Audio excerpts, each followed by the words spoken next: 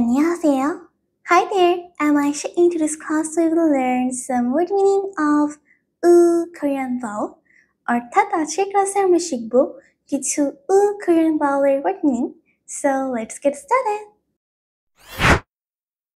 এখানে স্ক্রিনে আমরা কিছু Korean vowel এর word meaning দেখতে পাচ্ছি। সবার প্রথমে যেটা আছে সেটা হলো 음악. 음악 means music. 음악 means music অর্থাৎ গান।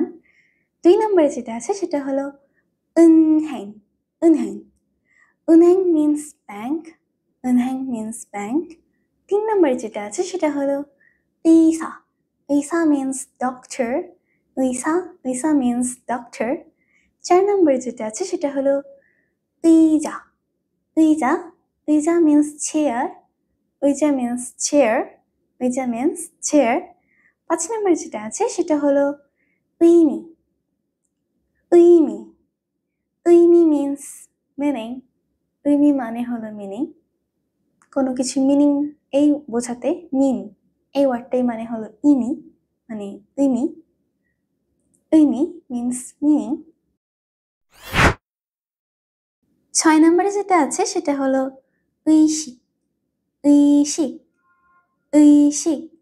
의식 means consciousness অর্থাৎ চেতনা মানে হলো 의식 মানে হলো চেতনা।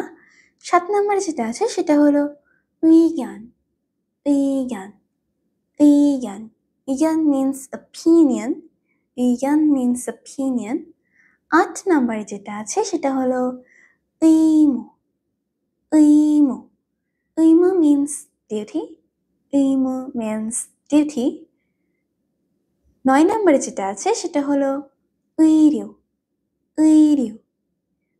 মানে হলো clothing. 10 নম্বরে যেটা আছে সেটা হলো 의심 মানে হলো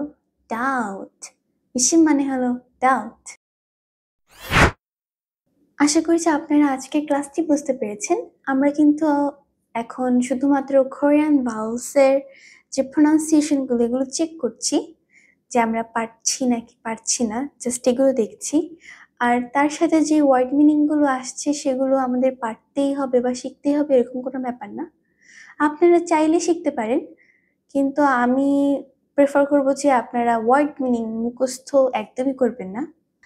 আর মুখস্থ করে কখনো ভাষা শেখা যায় না, এটা আমার বিশ্বাস। আমিও অনলাইন প্ল্যাটফর্ম থেকে আমি শিখেছি, কিন্তু আমি না যে কোনো একটা চ্যানেল দেখে শিখিনি। কারণ আমি যেরকম চাইছিলাম বা যেমনটা চাইছিলাম তেমনটা আমি কোনো চ্যানেলেই পাই নাই। সেটা বাংলাদেশে তো পাইই নাই, কিন্তু অন্য দেশে আমি ট্রাই করেছি। যেমন আমি কোরিয়ান টিচারদের কাছে শেখার ট্রাই করেছি, অন্য অনেক চ্যানেল আমি দেখেছি। আপনারাও দেখতে পারবেন যে অনেক চ্যানেল আছে কোরিয়ান ল্যাঙ্গুয়েজ শেখার জন্য।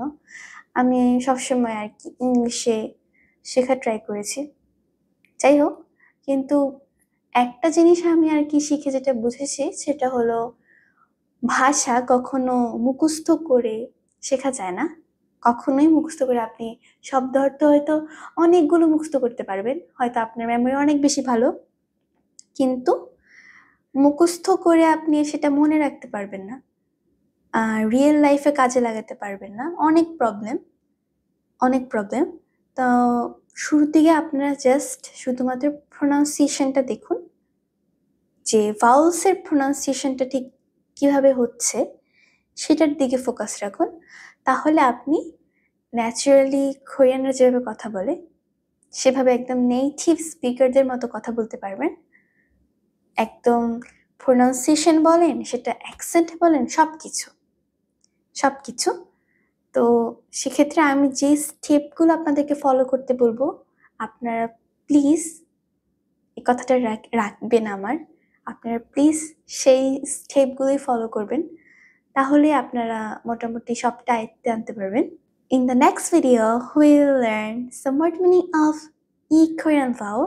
অর্থাৎ পরবর্তী ক্লাসে আমরা Korean vowel এর কিছু ওয়ার্ড মিনিং সম্পর্কে জানবো, আর Korean vowel এর যে উচ্চারণ সেটা কিভাবে হয় সেটা জানবো।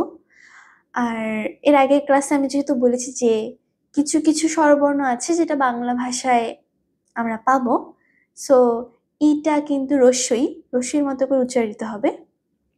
যাই হোক, so see you soon in the next video. Bye bye and